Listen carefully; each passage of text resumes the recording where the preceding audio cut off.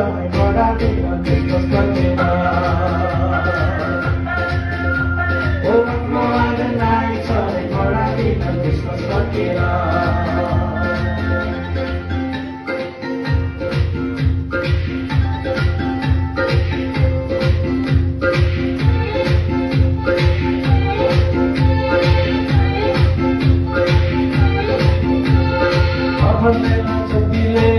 नधन्दैन शक्तिले मानिसको पापलाई कोखा छ